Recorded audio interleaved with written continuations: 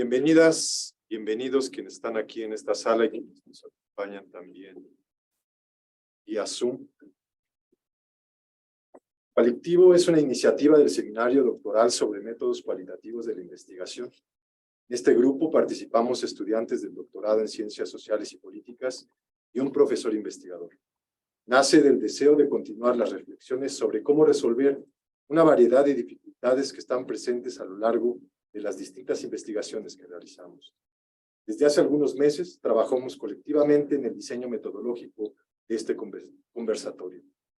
Dicho diseño ha implicado la discusión abierta, flexible y periódica sobre qué y cómo presentar de la mejor forma lo que a nuestro juicio consideramos son los nudos problemáticos por los que atravesamos actualmente en la labor de investigar. Fueron varias las etapas de preparación previas a este evento y abarcan desde el debate progresivo sobre las características de los instrumentos para organizar, sistematizar y analizar las preocupaciones, intereses y esperanzas que entrañan nuestros esfuerzos científicos en el marco del acompañamiento que la metodología cualitativa les ha podido dar, ¿no?, hasta la toma de decisiones respecto al orden en que se presentarán los temas, quienes serán los encargados de hacerlo.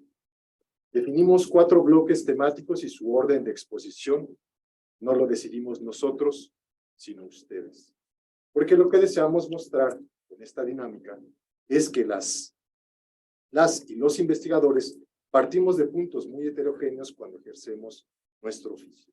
Es decir, no seguimos premisas tan lineales como los manuales de metodología o los reglamentos institucionales lo quieren ver. Los primeros 2 bloques se discutirán aproximadamente durante 20 minutos. Después, abriremos una ronda de conversación con ustedes, las y los que se encuentran aquí presentes y quienes nos escuchan en la transmisión en vivo. Terminando esta parte, daremos paso a la exposición de los 2 bloques restantes. De igual forma, seguiremos dialogando con quienes se animen a participar. Dicho eso, colegas, pues yo les voy a pedir a quienes están en esta sala que nos apoyen a sacar un par de papelitos. Un papelito tú.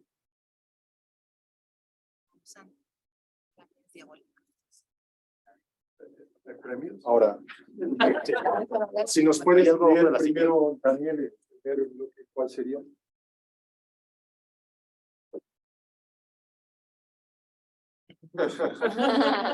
Bloque 1, efectividad de la investigación. Ok, creo que. Y el 2, por favor, si puedes leer El siguiente sería el bloque 3, investigación versus institución. Bien, ya sabemos cuáles son los bloques que nosotros vamos a discutir, así que daremos paso con la primera presentación, pero antes de eso, bueno, ustedes toman un asiento y yo me quedo un instante para enmarcar este ejercicio en algo que preparé para ustedes también, que generalmente no suelo leer cuando vengo a este tipo de eventos, pero bueno, como fue un texto también discutido en este seminario, quisiera hacerlo. Así que si me apoyan con el siguiente video, y les voy a pedir, por favor, que tomen mucha atención sobre el video que van ustedes a ver a continuación. Incluso si quieren tomar notas, se los agradecería. Así que corra el video, por favor. Gracias.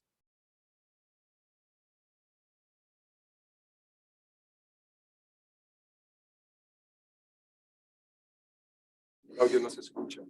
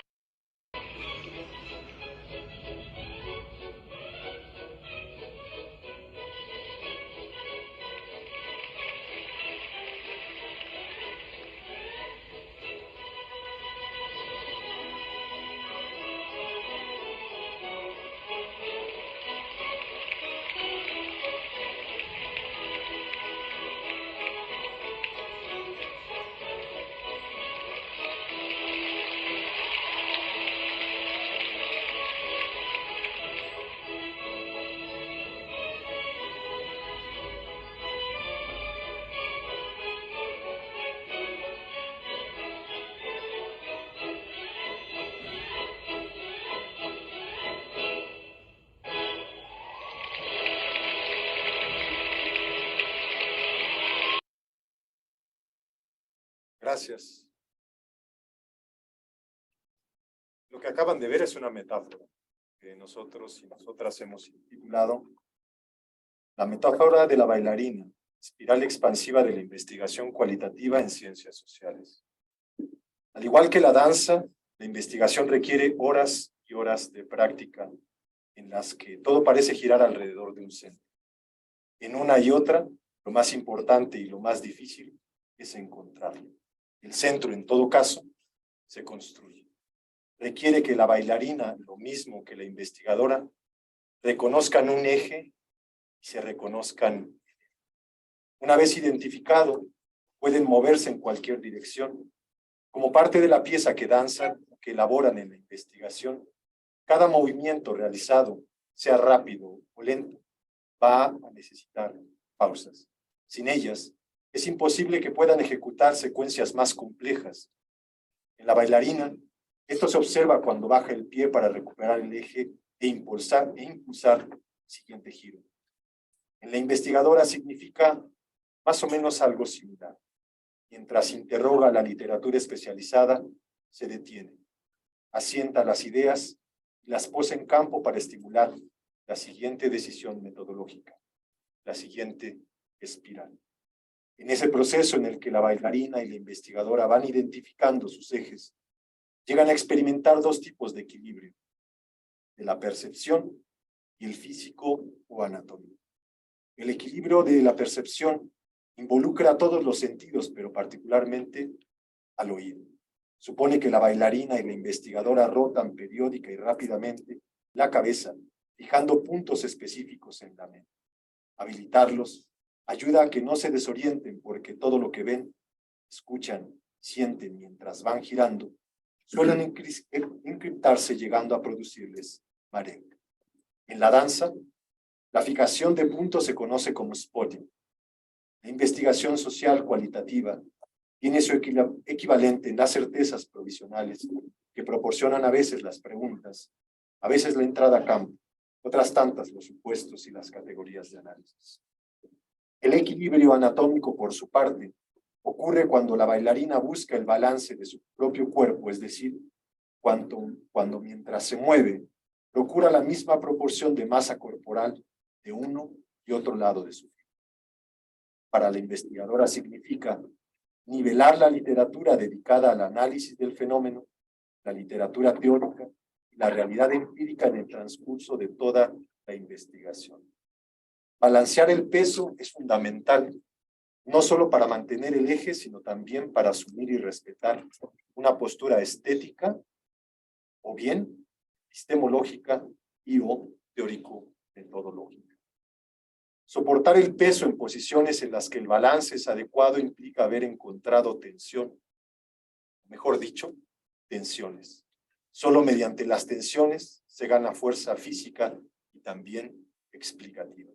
Entonces, si observamos que la bailarina y la investigadora no caen, no es porque eso no les haya sucedido antes, es porque han podido aplicar o encontrar tensiones clave.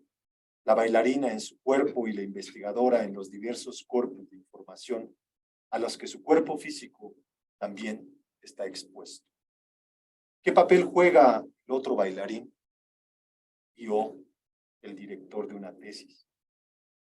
Dar impulso para que ellas, bailarina e investigadora, sigan girando, acompañarlas en cada movimiento, elevar sus ejecuciones, danzar. Con eso iniciamos este conversatorio, así que les pido a los compañeros que tienen encargada la exposición del primer bloque, que pasen, por favor. Ah, se me olvidaba. El tiempo. Pero aún así.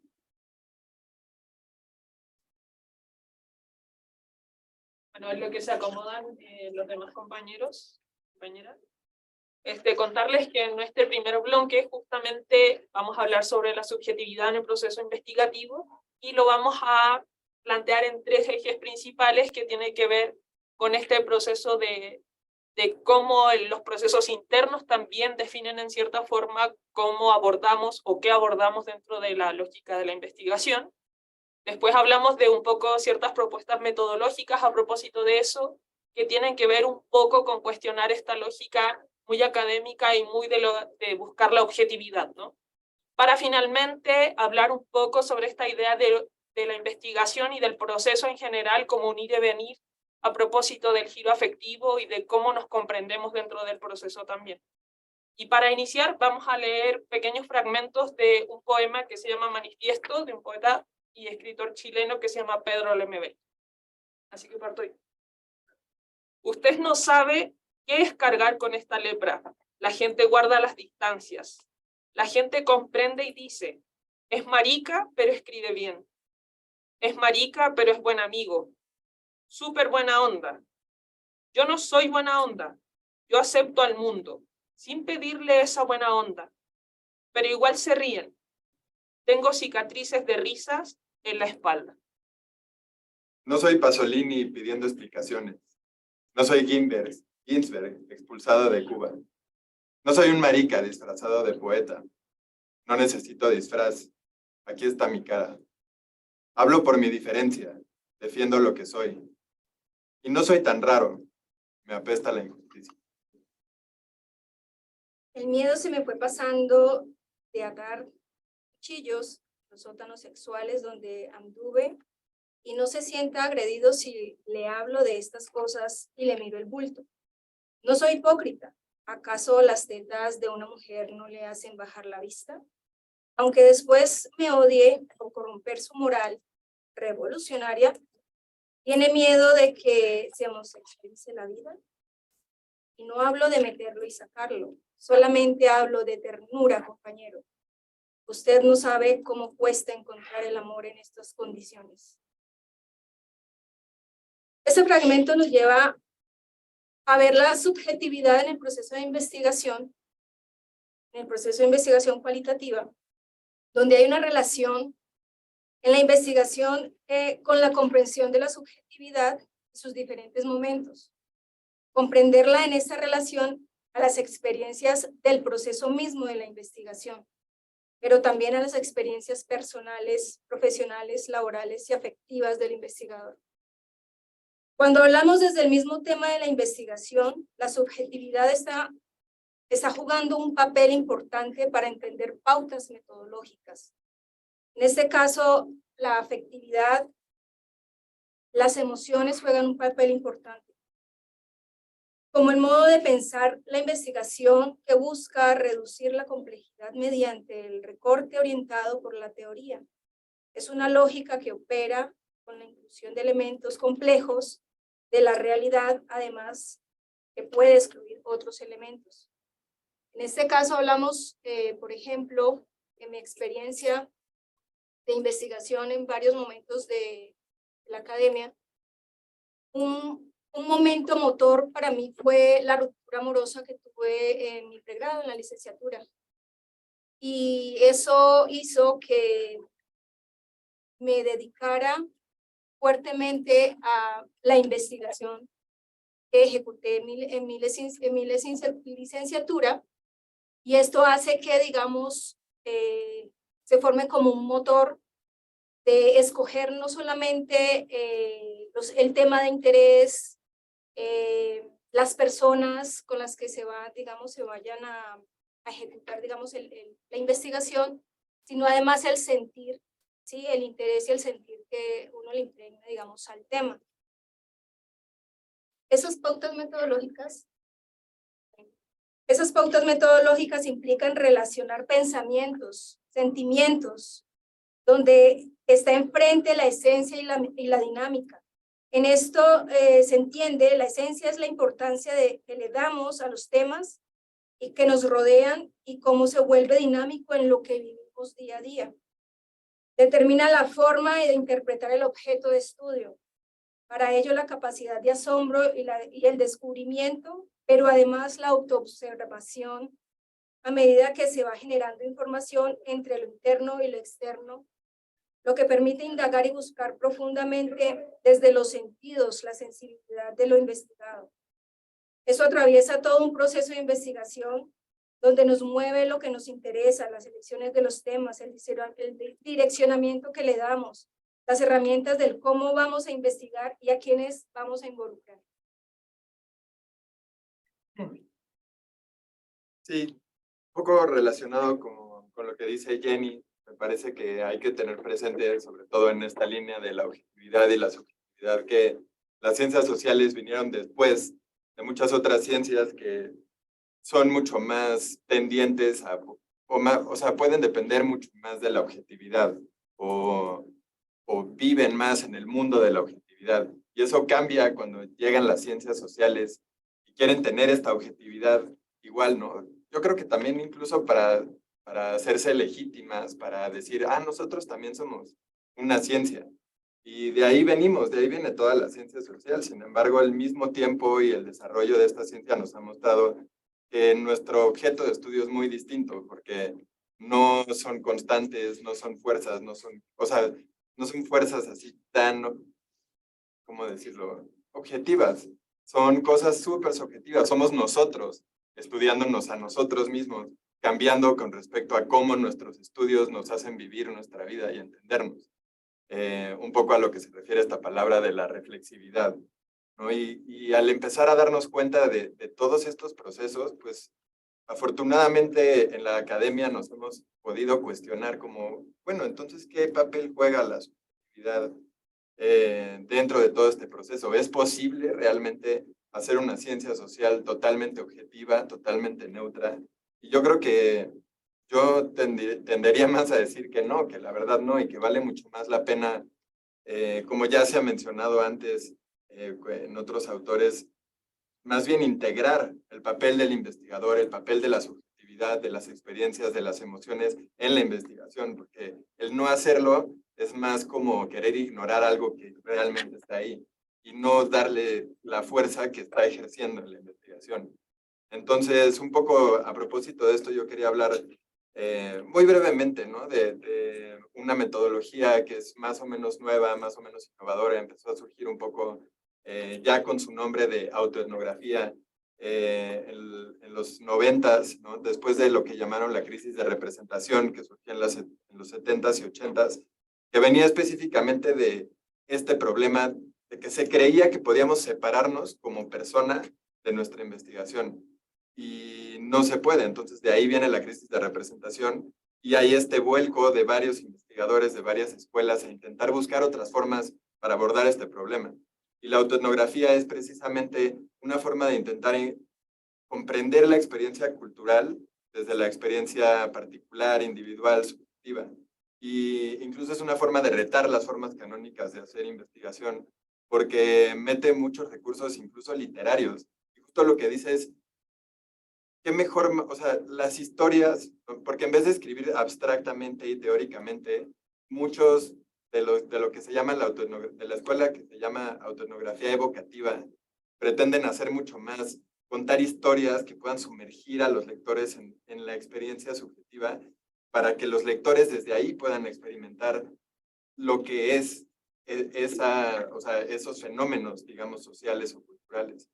Y hay una autora que se llama Laurel Richardson, que justo dice, las historias finalmente son la mejor forma de entender la experiencia cultural, porque realmente las historias son la forma en la que cada quien entiende su propia vida, desde lo subjetivo. Entonces, como que todas estas escuelas lo que nos quieren decir es que las ciencias sociales tienen que volverse más sociales o más humanas, al respecto de encontrar formas de representar lo que están estudiando que puedan crear resonancia en los lectores a los que están llegando. Bueno, finalmente, como para cerrar un poco este bloque, yo quería comentar a propósito de esta idea del giro afectivo, y también está muy conectado con lo que ya Jenny nos contó y también Alex a propósito de la autoetnografía, que tiene que ver con esta idea de cómo nos concebimos dentro del proceso investigativo. Y tiene que ver un poco, lo conecto con este ejemplo que ponen de la empatía. Han hecho estudios desde la neurociencia en donde niños que no han tenido un proceso de socialización con un nivel de reflexividad mucho mayor, sí demuestran ciertas actitudes de empáticas. Entonces eso quiere decir que es parte, es inherente desde el ser humano. Se nos ha hecho creer que la empatía requiere de un proceso mayormente reflexivo, pero finalmente es parte nuestra. No podemos ignorarla a propósito de querer buscar constantemente esta objetividad, ¿no? Entender que las emociones están compuestas también de un entorno ecológico, que haber nacido en Colombia, en Chile o en México también nos determina, y que también las emociones no son solamente algo intrapsíquico, como dice Sarah Ahmed, sino que simplemente también están sumamente conectadas con lo que somos, con cómo nos conectamos con las demás personas, y está ahí, no podemos ignorarlo. Creo que también, a propósito de esto de la empatía, también esta idea de que nuestro contexto sociocultural también determina, y cómo eso lo hacemos parte de todo este proceso, y lo ponemos en evidencia a propósito de generar un cierto locus de enunciación desde donde nos paramos y podemos abordar las temáticas. Entonces, finalmente, si reconocemos que hay una emocionalidad en el contexto investigativo, la gran pregunta que nosotros proponemos como a modo de cierre es en qué parte, digamos, de este proceso investigativo nos posicionamos, en términos de una frontera, en términos de un punto central, en términos de un laberinto también, porque esto también es un ir y venir en términos de cómo nosotros de repente no sabemos bien en qué estamos y de repente sí sentimos que vamos en el camino correcto. Que a veces ese bailarín que nos ayuda sí nos hace ver las cosas desde cierta perspectiva, pero también como tiene que ser un proceso sumamente interno, nosotros también nos perdemos muchas veces. Entonces, ¿en qué parte estamos nosotros? Y con esta reflexión ya cerraría. Muchas gracias, colegas. Entonces, el siguiente bloque, por favor. ¡Bravo! Todos muy tensos.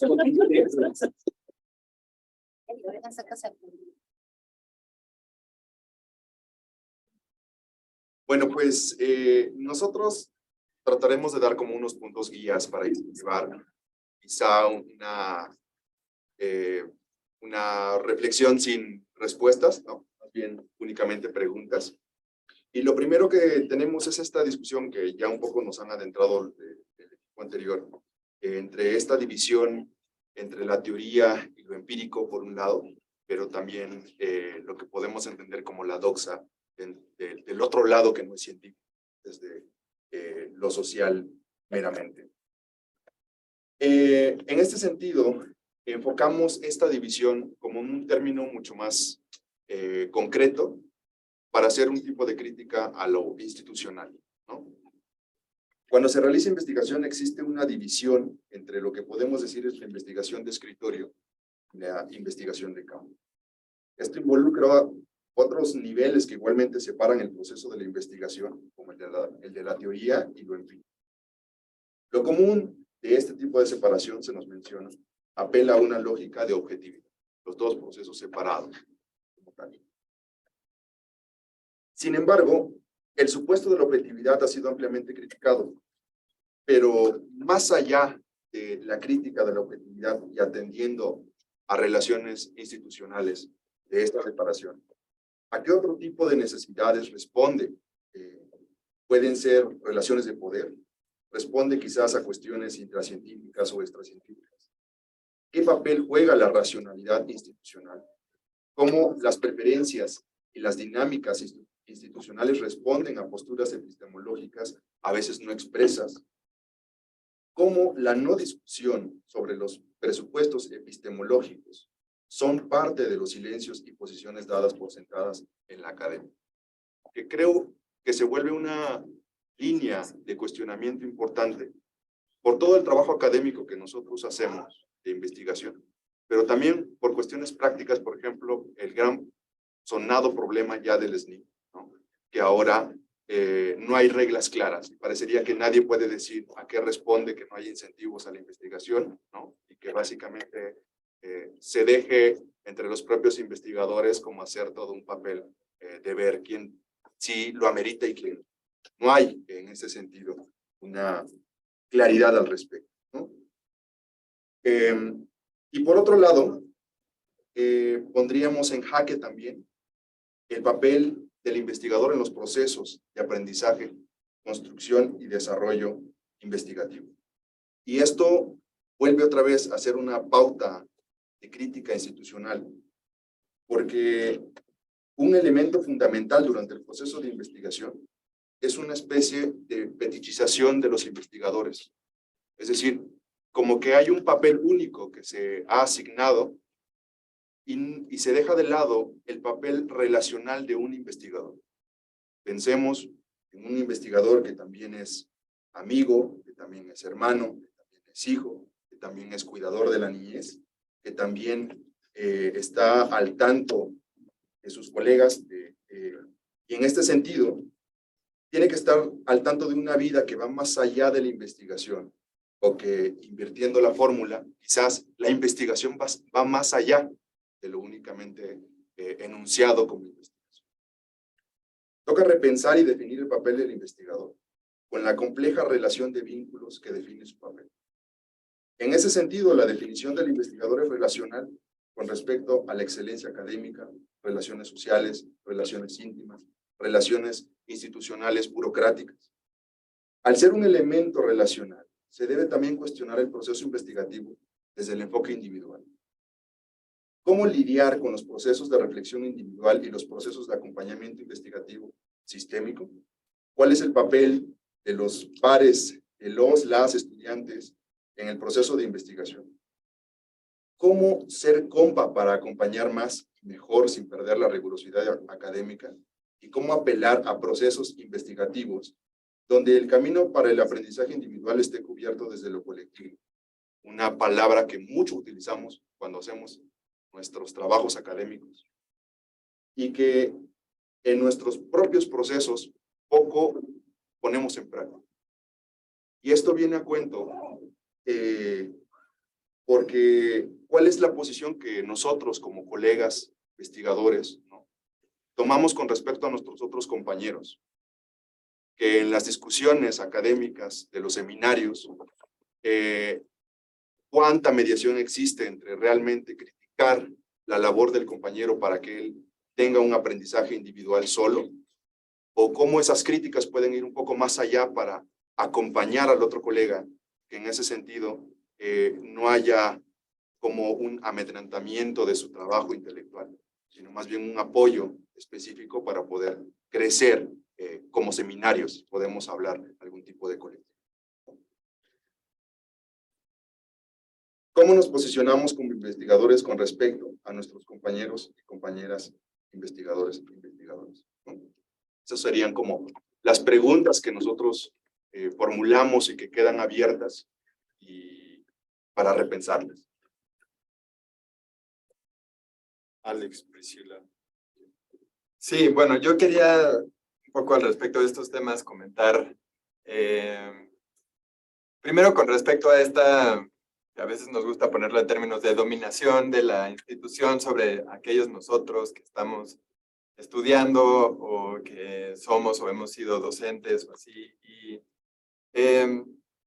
digo, suena un poco ideal, como si quisiéramos cambiarlo, pero en realidad tenemos que aceptar que sí es una relación de dominación al respecto de cómo incluso nos priva de ciertas posibilidades de investigación, ¿no? El hecho, como ya lo hemos hablado en clase, de que tengamos cierto tiempo para terminar una tesis, de que esté estipulado, de hecho, de en qué momento tenemos que entrar o no a campo.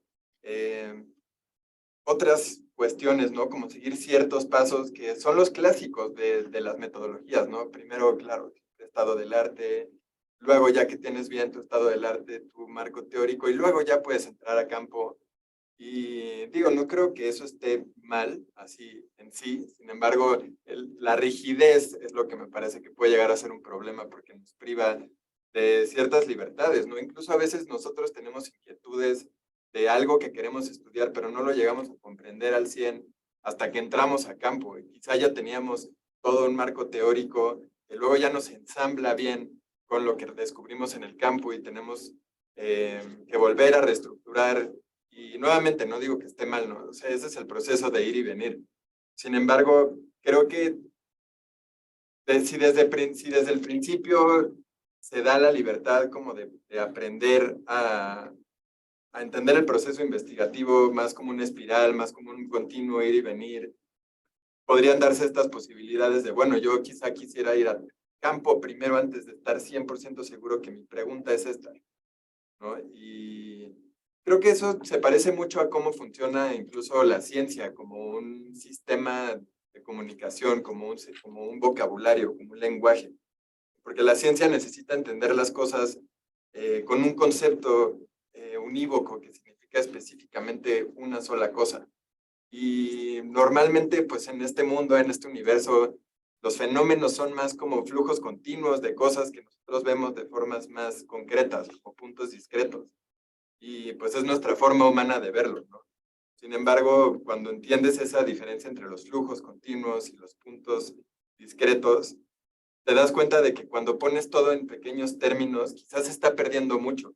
Quizás estamos perdiendo mucho cuando desde los primeros semestres tienes que pensar que todo tu objeto de estudio ya lo tienes que tener bajado en un concepto, nada más. Ajá. Y incluso desde este otro punto de la institución, se vuelve raro pensar como que nosotros, como decía ya Carlos, como que nosotros solo somos investigadores, como así, como una cosa fetichizada, como eres una persona que te está pagando el gobierno y tienes que entonces leer tanto y seguir este orden de cosas para cumplir este objetivo específicamente. Y yo entiendo que así tiene que ser como mucho del proceso, porque lo que estamos buscando es construir conocimiento y ese es un proceso que se ha comprobado que funciona. Sin embargo, yo creo que vale la pena dejar espacio a pensar que hay muchos otros procesos para construir conocimiento, sobre todo en este campo que son las ciencias sociales, que somos nosotros, estudiándonos nosotros, cambiando conforme nuestros estudios nos impactan. Que también se vuelve una última cosita, súper importante ver que acabamos de pasar por una pandemia que nos detuvo 2 años, pero cuánta reflexión y cuánto nos hemos detenido para pensar cómo fue este proceso investigativo individual de cada una de nosotros, ¿no? Y si hay realmente un cambio ahora que regresamos, o si seguimos en una misma lógica y realmente es una tendencia de la manera en que hacemos investigación, que es algo común entonces. Y pues con eso, pues sí. Justo retomando un poco de lo que comentaba Alex, a lo que decíamos, nos encantaría, ¿no? Que el proceso metodológico fuera este proceso lineal, ¿no? Estos pasos a seguir. Vamos 1, 2, 3, 4 y vamos completando y vamos subiendo niveles y vamos avanzando hasta llegar a la meta. Realmente no es así. Es una espiral, puede ser una figura, vamos, regresamos, hacemos y demás. Porque realmente es un proceso que tampoco conocemos bien. Estamos en ese punto de conocerlo. Y estamos llegando también al punto en el que vamos a enfrentar el campo, no conocemos realmente el campo. Nosotros vamos a estudiar un método cualitativo, vamos a guiar acerca de entrevistas. Pero ¿cómo sabemos que nuestras entrevistas realmente son las correctas? Que las preguntas que estamos formulando nos van a dar la respuesta que queremos. Sabemos qué es lo que queremos obtener, pero ¿cómo vamos a hacer para formular exactamente esa información o todo en un enunciado y la persona nos diga lo que nosotros queremos? También dependemos del otro, dependemos si quiere responder, si no, y qué tanto podamos nosotros ahí ser asertivos y tratar de entender y lograr esta comunicación. Pero son varios puntos que nosotros no tenemos control sobre ellos y sin embargo también cae en nuestra responsabilidad y tenemos que lograrlo. Entonces, de ahí que el proceso se ve muy bonito, inclusive desde el marco teórico lo vemos muy bonito, tenemos el poder de nosotros acomodar el marco teórico y decir, va a ir de esta forma y todo se ve perfecto, pero a la hora que lleguemos al punto de aquí está el campo, creo que es donde la problemática realmente se va a enfrentar y lo mejor que podemos esperar es de que logremos el mejor trabajo posible para lograr estas tesis. Y ahora algo que hablábamos también de este proceso del compañero y cómo nos vemos y demás. Este camino puede ser muy solitario, si nosotros lo queremos así, o nos podemos acompañar. Algo que a mí personalmente me pasaba es que no me daba cuenta que mis compañeros estaban pasando por los mismos problemas que yo. No entendían algunas cosas, pero yo tampoco lo manifestaba. No me acercaba, no sentía esa confianza para decir, ¿realmente están teniendo estos problemas con sus tesis? ¿Les está pasando esto? Nosotros, también es nuestra responsabilidad hacer ese compañerismo y apoyarnos. Podemos, o sea, o crear estos lazos o hacerlo de una forma solitaria. Es una decisión totalmente personal. Pero creo yo, y me permiten decírselo, acompáñense y realmente hagan equipo, porque estamos pasando por lo mismo. Esa pregunta que te da pena hacer y que dices, seguramente es muy tonta, ¿qué crees? Ya la pensaron todos los demás. Nada más que también les da pena decirlo. Gracias, pues. Siguiendo con esta dinámica, también les pediría al público que nos acompaña, tanto vía Zoom, Facebook y otras plataformas, y al público que está aquí presente, si tuvieran alguna pregunta, alguna reacción, comentario, chiflido.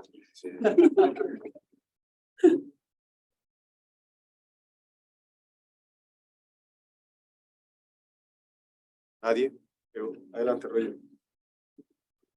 Pues pensando en el primera presentación, el segundo sigo digiriendo. Yo creo que lo digo un poco como una idea, sugerencia, porque también es un tema que he pensado.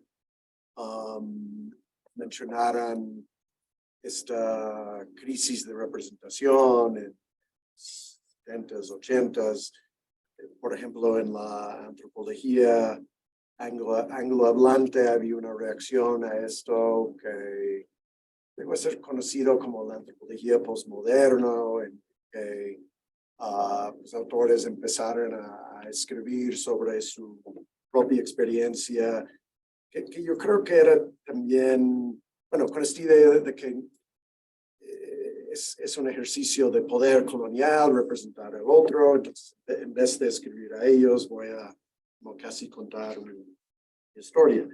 Y bueno, hace para algunas historias interesantes de la experiencia del trabajo de campo, pero al final no sé si realmente enfrenta la interacción entre todo el mundo sociocultural del investigador y el mundo sociocultural que está investigando.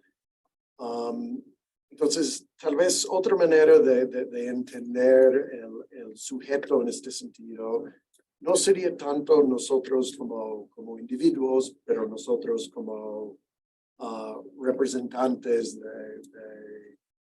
nosotros también como representantes de algo sociocultural más amplio. Y incluso hasta nuestras reacciones emocionales, yo creo que es tal vez interesante verlos en este sentido, ¿no? Y entonces no es tanto la experiencia individual, bueno, el investigador después no es tanto que va a escribir sobre cómo se sintió en el campo, aunque no eliminarlo, pero si lo hace es para poder decir al final de cuentas, pues, ¿por qué sentí así? ¿Por qué con esta formación y suposiciones que yo tenía entrando a la investigación, que son cosas que no son míos individuales, los otros de clase y lugar de origen también van a tener? ¿Qué pasa cuando estos chocan con lo que estamos investigando? Bueno, chocan o fluyen o lo que sea. Entonces esto yo creo que termina siendo una manera entonces de hacer un tipo de teoría o antiteoría en que podemos usar este choque para cuestionar las suposiciones que aprendimos en la academia. Bueno, no sé si lo estoy explicando muy bien, pero solo que... Gracias, Roger. No sé si hay comentarios en el chat o preguntas en el chat, ¿no? Adelante, Ricardo. Lo que está presentando es lo que surgió de la clase de métodos cualitativos. ¿Sí? Estas discusiones, estos puntos, es pregunta. Se inspira ahí, pero no. Ok. Pero tiene un proceso mucho más amplio. Tiene un proceso.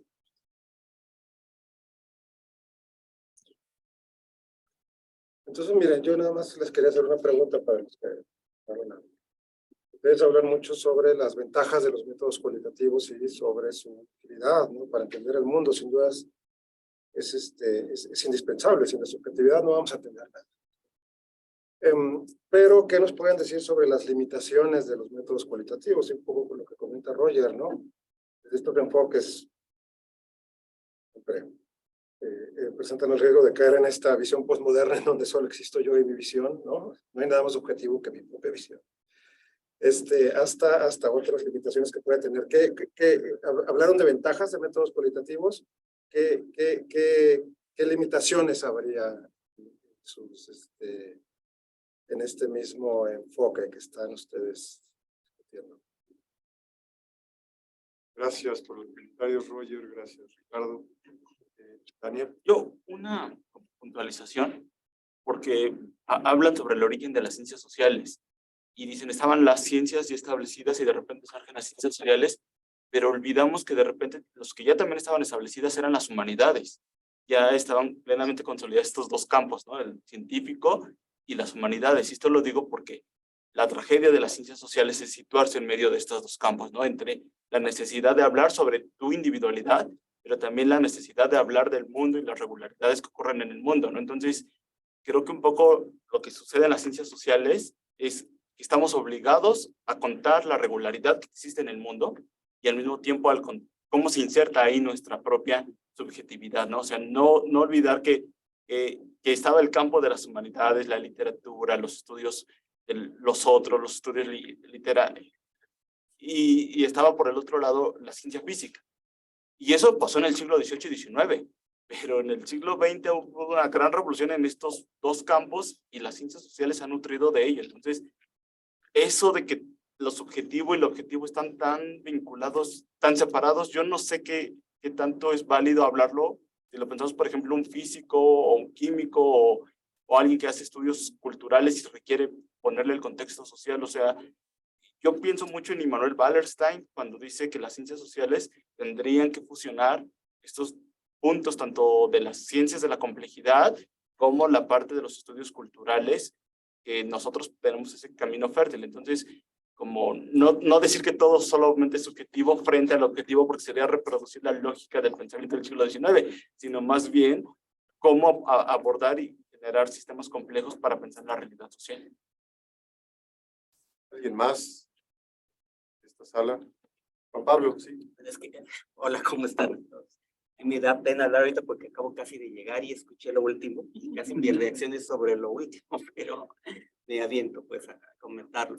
No, lo primero que yo quería decir sin el contexto completo es celebrar el ejercicio que están haciendo, el ejercicio crítico de pensarnos, porque podemos imaginar que queremos conocer una realidad y a partir de ahí reflexionar sobre nuestros puntos ciegos y hacernos una crítica sobre qué significa investigar y las implicaciones que están detrás. Me parece que es lo que yo capto que está en el fondo de este ejercicio, ¿no? Un poco preguntarnos quiénes somos como estudiantes, profesores en una institución cuando de repente pensamos que puede ser un ejercicio que aspira a tener rigor y objetividad, pero la lógica del campo de la ciencia con sus juegos, sus políticas nos absorbe y nos metemos en estas lógicas, como decían al final, de pensar que son productos individuales, que de alguna manera son para un fin, una expectativa de desarrollo profesional o académico, sin preguntarnos un poco, bueno, qué está detrás de eso y cómo yo contribuyo a veces acríticamente, aunque supuestamente el ejercicio científico presupone esta vigilancia epistemológica, pero hay que hacer una vigilancia de la vigilancia, incluso, ¿no?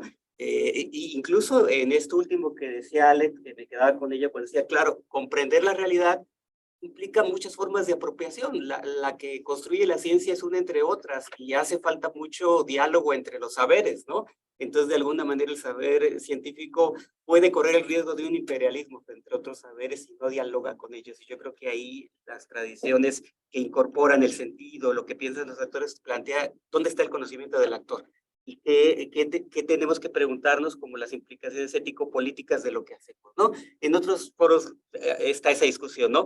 Esto de intervenir, de la incidencia, desde dónde se construye, ¿no? La responsabilidad de la ciencia, por un lado, cuando por otro lado tenemos lógicas, lo decían por ahí, que nos atrapan, ¿no? Ya dijeron lo del SNI, los rankings de la universidad, los criterios, el idioma de la ciencia que no dialoga y no construye, ¿no?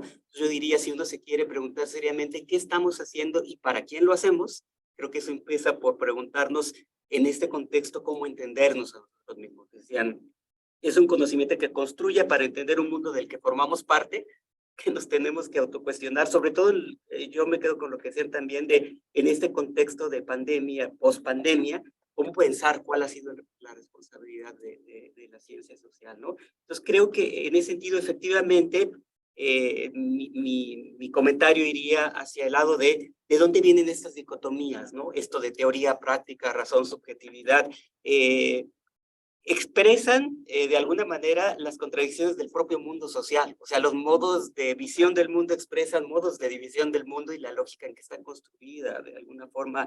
¿Por qué el pensamiento dicotómico? Yo creo que ahí sería una importante reflexión de dónde viene esta caricatura de la separación entre, incluso como decía Dani, ¿no?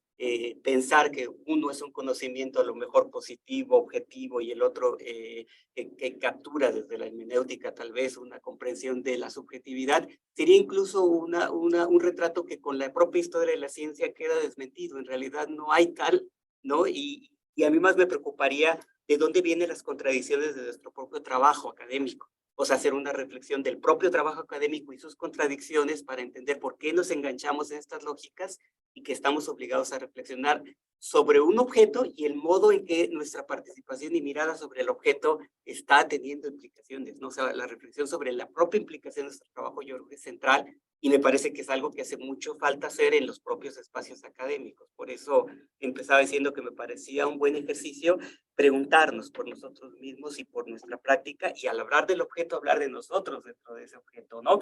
Creo que no lo hacemos mucho en los ejercicios de las materias de metodología o en las reflexiones sobre la investigación. A veces lo tomamos como un compromiso, acaba la tesis en tanto tiempo, resuelve estos problemas, ¿no? Como ustedes mismos lo decían, pero bueno, ¿y qué estamos haciendo de fondo? O sea, mirarnos a nosotros mismos y un poco entender el sentido de esta práctica, hacia dónde va más allá de la obtención de grados, creo que sí es una pregunta fundamental.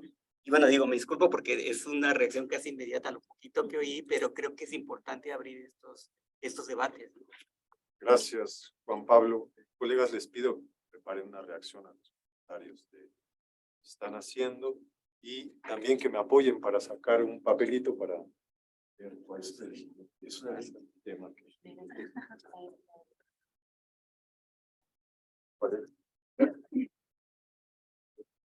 Bloque 4. Estructura epistemológica y trabajo de campo.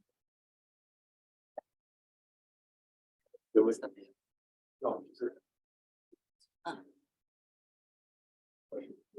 ¿Cuál es? Si lo quieres leer un poco. ¿Es el 2? Es el bloque 2, lo teórico y lo empírico. Bueno, colegas, el bloque 4. Adelante.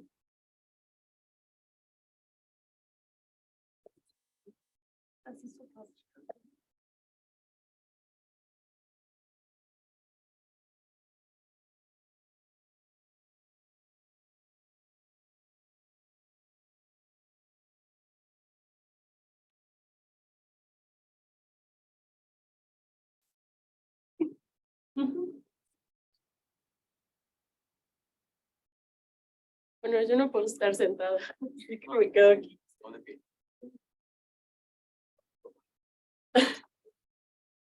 En este bloque 4, el tema principal que decidimos trabajar es el de ruptura epistemológica y su relación con el trabajo de campo. Ven que en este caso nos ponemos sobre la mesa básicamente cuándo hacemos ruptura epistemológica. Les pregunto a ustedes, ¿la ruptura epistemológica la hacemos cuándo? ¿Al inicio de la investigación? ¿O la hacemos después de la construcción de nuestro marco teórico? ¿O la hacemos como un proceso continuo a lo largo de la investigación? Bueno, eso podemos contestarlo.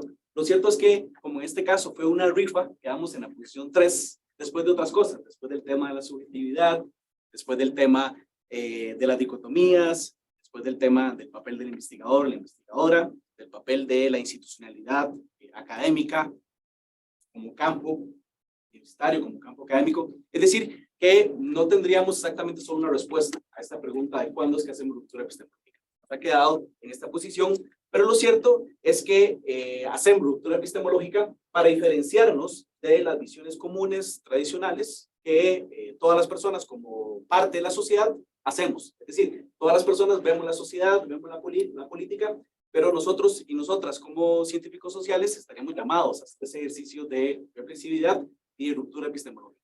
Ruptura epistemológica para el análisis científico, para el análisis académico en nuestro caso.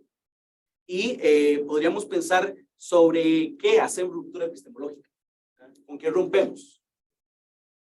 La ruptura epistemológica es con respecto a qué. Uno podría pensar que es sobre dos cosas al menos. La primera es sobre las primeras impresiones. Es decir, todas las personas ven el mundo social, pero muchas veces se quedan en la primera impresión. O sea, hay un llamado a hacer una ruptura de la primera impresión de lo primero que se nos presenta en la realidad social. Eso es lo primero. Y lo segundo sería una ruptura con respecto a los conocimientos ya aceptados que parecen muchas veces dogmas. Y pensando en estas dos formas de ruptura epistemológica, podríamos también recordar un poco el debate de Aristóteles, ¿verdad? Hablando de los clásicos, que citamos mucho. Entonces, Aristóteles, como todas las personas que vivían en su época, y lo seguimos haciendo hoy, vio la luna y dijo, bueno, es que la luna lo que tiene son manchas. Hoy quizás no aceptaríamos eso. Lo cierto es que durante muchos siglos, hasta la Edad Media, los peripatéticos y sus discípulos siguieron repitiendo que eran manchas, por dos razones. Porque era la primera impresión, es decir, yo veo la luna y quizá la primera impresión es que tiene manchas, no hay ruptura epistemológica, por eso pienso que son manchas. O, al no hacer ruptura epistemológica, reproduzco el conocimiento aceptado y el dogma simplemente porque lo dijo Aristóteles, cuando estaba equivocado. Las dos formas, por la primera impresión y por reproducir el dogma. Entonces ahí es necesaria la ruptura epistemológica y de repente tomar también posturas no hegemónicas donde planteamos esta ruptura epistemológica. En el sentido de que la postura hegemónica muchas veces nos dice que la ruptura epistemológica la haríamos a partir de la teoría, cual cierto, es decir, hay una construcción teórica de la realidad que nos permite entender de mejor manera esa realidad. Es decir, hay una realidad compleja de pensamientos, visiones, ideas dominantes. Pero lo cierto es que la construcción teórica de un concepto como el de ideología me permitiría poner la atención sobre algunos puntos, así como hace la bailarina. Veo algunos elementos de lo que la gente piensa. Llamo a eso ideología de uno u otro concepto de los muchos que existen de esa noción tan importante en las ciencias sociales como la ideología. O sea, me permite la teoría hacer ruptura epistemológica para centrarme en unos elementos de esa realidad compleja al hacer un recorte. También requiero los datos. Esos datos, evidentemente, entendidos en un sentido amplio, porque pueden ser los datos estadísticos sumamente valiosos, las evidencias empíricas sumamente valiosas, también efectivamente lo que se haya recogido en términos cualitativos. Y aquí no estamos abandonando la investigación cuantitativa que resulta también fundamental para entender la realidad social. Y por supuesto tampoco nos lanzamos al subjetivismo total o al anarquismo epistemológico porque es necesaria una metodología, un método para acercarse a la realidad social y hacer esa ruptura epistemológica. Ahora, esta postura hegemónica nos dice que tenemos que guardarnos nuestros sentidos, tenemos que guardarnos nuestra intuición, que a veces parece un obstáculo epistemológico, y que tenemos que llegar al campo en un segundo momento, una vez que hagamos esa ruptura epistemológica, que tengamos teoría, datos, métodos y historización del proceso.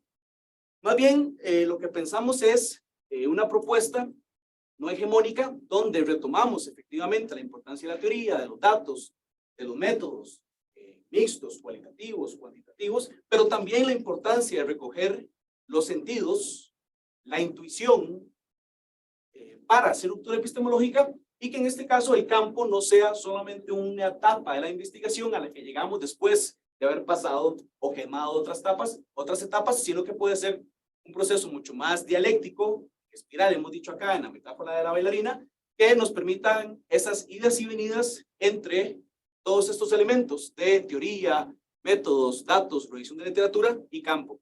Y en la otra diapositiva podemos ver un poco la propuesta que les voy a presentar en el sentido de ver cómo lo imaginamos entonces, ¿verdad? Tenemos más bien una paleta de colores variopinta, evidentemente, en el sentido en el que utilizamos esos elementos como la teoría, los datos, cuantitativos, cualitativos, los métodos, pero también los sentidos, la intuición para ir al campo, no como una etapa rígida, establecida, en un momento único, sino más bien como un proceso mucho más dialéctico, donde podemos efectivamente hacer una mejor entrada a campo cuando tenemos teoría, datos, métodos, sentidos e intuición, pero también el campo nos puede nutrir nuestra revisión de literatura, nuestra teoría, nuestros conceptos, nuestras nociones, también reforzar o contradecir nuestras intuiciones y nuestros sentidos, en el sentido de que también nos permite saber si de repente la teoría que hemos visto debe ser ajustada porque el campo nos muestra la necesidad de hacerlo. Es decir, no como una lógica etapista, sino en un proceso mucho más dialéctico, lo que implica entonces tensiones, conflictividades, y justamente lo que caracteriza a la dialéctica como esa espiral expansiva que hemos hablado y que el siguiente grupo también va a tocar. La siguiente diapositiva, básicamente le lanzo una pregunta a ustedes. ¿Cómo la harían? Ustedes, en el entendido de que sobre esto no hay una única respuesta, sobre esto no hay una única postura epistemológica. Y, por último, les compartimos un par de memes que las compañeras, compañeros, podrían también retomar, pero que básicamente lanzan una discusión, no una receta, sino una pregunta de cómo lo haríamos, entendiendo sí, como última idea, que este conocimiento no científico de repente también puede ser útil para el conocimiento científico. Pensemos, por ejemplo, en las epistemologías del sur, que recogen los conocimientos no científicos, en el entendido de que es cierto que la ciencia funciona como imperialismo en el campo del conocimiento, pero no solo eso, sino que a veces funciona también como un panóptico, porque termina vigilando a las otras formas de conocimiento y otras formas de saberes, que más bien en nuestra propuesta se trataría de esa incorporación de saberes para nutrir el conocimiento científico sin abandonarlo, por supuesto. Bueno, un poco lo que estamos proponiendo, y es que a propósito de lo que decía el doctor Juan Pablo, de conocernos a nosotros mismos, también hay una pregunta importante, es ¿cómo conocemos? ¿Cómo aprendemos? Y si hacemos esa pregunta, entonces tenemos que reconocer que no todos aprendemos de la misma manera, que no todos nos aproximamos de la misma manera al conocimiento, y que por tanto este proceso o procedimiento rígido no a todos nos sirve. Por ejemplo, a mí no me sirve adentrarme al campo hasta el 5º semestre, porque yo no puedo escribir sobre algo que no conozco. Yo no puedo escribir sobre algo que nunca he visto, no puedo escribir sobre algo que nunca he experimentado. Ahora, eso soy yo, y sé que no soy la única. Hay otros alumnos, hay otras personas que tienen esa misma dificultad. Carlos y yo lo hemos probado en una clase que damos en conjunto. Hicimos un pequeño experimento, por llamarlo así. Llevamos a nuestros alumnos a campo. Hicimos que plantearan 2 preguntas de investigación sobre un fenómeno que nosotros les planteamos. Ellos hicieron las preguntas de investigación sin acercarse en lo absoluto a nada. A bases de datos, sin acercarse a literatura, sin acercarse a nada. Solo utilizando su intuición. Estas preguntas de investigación las llevamos a la calle. Les pedimos que encuestaran, que entrevistaran a la gente. Y de este ejercicio, ellos fueron refinando esas preguntas de investigación hasta ir deduciendo qué era lo que tenían que usar, qué elementos tenían que incorporar, y todo eso sin acercarse a otra cosa más que a su intuición. Y ahí comprobamos que no todos aprendemos de la misma manera, y que no todos podemos darnos el lujo de acercarnos al campo hasta el 5º o 6º semestre, porque no todos podemos escribir, no todos podemos experimentar aquello que no hemos visto. Entonces, creo que esto es una inquietud que no solo nace de mí, sino de todos nosotros como colectivo, y es que este procedimiento, este proceso rígido, no nos sirve a todos. Entonces, sé que por ahí en el reglamento hay una exclusión que dice que el trabajo de campo, salvo casos particulares, se hará fuera del 5º semestre, pues nosotros somos esa exclusión, ¿no? Nosotros tenemos esa inquietud y entonces algunos de nosotros inclusive lo hemos hecho fuera del procedimiento porque lo necesitamos, y gran parte de nuestra discusión está orientado a eso, ¿no? Que no todos conocemos, no todos sabemos de la misma manera y no a todos nos sirve esa riqueza. Sí, que a final de cuentas el trasfondo de esto tendría que ver con unas cosas que también ya han cuestionado, como lo ha dicho Dani, ¿no? ¿Y cómo podemos entonces pensar en lo no hegemónico de la investigación? Y si nos vamos nosotros a un elemento de realidad, pues primero te enseñan metodología, luego metodología cualitativa, luego metodología cuantitativa, o como quieran invertirlo, pero ya hay una separación de la enseñanza, ¿no? Básicamente. ¿Qué sería una cuestión no hegemónica entonces, como una pregunta? ¿Cómo entonces podemos aprender a hacer investigación para romper con lo hegemónico y efectivamente que esta división que Dani nos comenta no es una división totalmente neta, ¿no? Pero que seguimos reproduciendo lógicas que entonces nos convierten en investigadores cualitativos o cuantitativos, que estamos en disputa, ¿no? De qué puede ser mejor o qué puede ser peor, cuando el campo tiene una realidad específica. ¿Cómo podemos entonces equilibrar estos procesos? Y es parte de la postura de lo que queremos apostar o lanzar como una idea, donde el campo, esa realidad que está allá, tiene un mismo nivel de importancia dentro de la investigación para poderse retroalimentar mutuamente. Entonces, ¿cómo podemos pensar realmente en una investigación no hegemónica, pues criticando lo hegemónico que tenemos? Y es ciertamente viendo las limitaciones, nos tendríamos que preguntar ahora cuáles son las limitaciones de la investigación no hegemónica. ¿Qué es lo que lo hegemónico sí nos da? ¿Y a qué responde que sigamos reproduciendo eso hegemónico?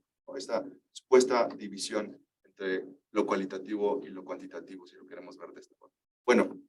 Muchísimas gracias. Pasemos a la parte final, los colegas encargados del bloque.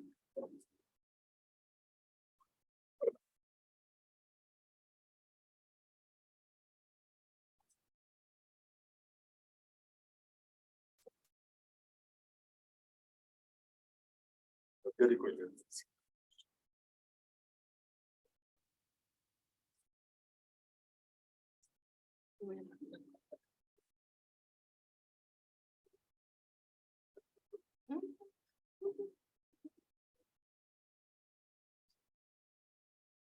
Sí, gracias. Bueno, como ya pudieron notar, la gran mayoría o la suma de nuestras reflexiones conducen casi a las mismas preocupaciones. Y lo interesante de este ejercicio fue algo que ya subrayó mi colega y compañera Yarliga Pris antes, que lo que intentamos es que no fuera un aprendizaje y un ejercicio reflexivo en solitario, sino compartirlo con ustedes ahora, con quienes están aquí y con quienes nos acompañan desde el Zoom, ¿no? Y bueno, entonces nosotros en conjunto quisimos reflexionar en torno a la construcción de este llamado estado del arte, toda la cuestión y del marco teórico. Y cómo es que ejecutamos esas tareas. Paréntesis, les agradecemos que estén aquí. Esperemos que se estén divirtiendo con nosotros, que vaya bien la úlcera gástrica por el estrés de la vida académica. Muchas gracias por acompañarnos a los que están aquí y a los que están escuchándonos atentos en el Zoom.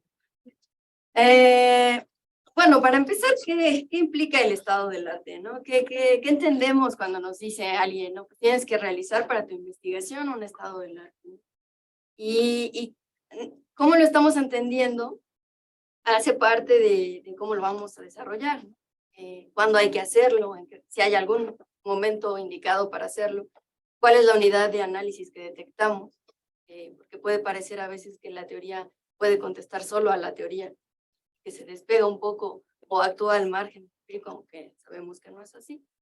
¿Qué paso es? Si tiene alguna secuencia este procedimiento, ¿cuál es su contenido? Es decir, ¿qué debe cubrir o hasta dónde debe llegar?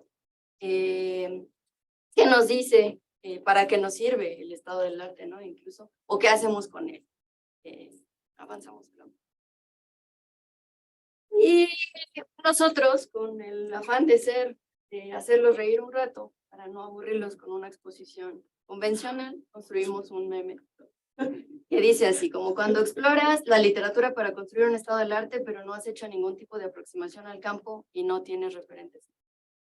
Y es que creemos que parte de que estos pensamientos dicotómicos se sigan reproduciendo, pues tiene que ver con las dinámicas que producimos, ¿no? Y que hacen que nos compremos la idea de que quizás hay una sola forma de hacer conocimiento, ¿no? Y nosotros mismos en nuestra reflexión reconocemos que no hay una epistemología única, ¿no? Y que todos los comentarios que nos han hecho son completamente ciertos. No asumimos, nosotros no venimos a promocionar las metodologías cualitativas, sino que traemos la invitación a encontrar en ellas un panorama de oportunidades, de alternativas para investigar, ¿no?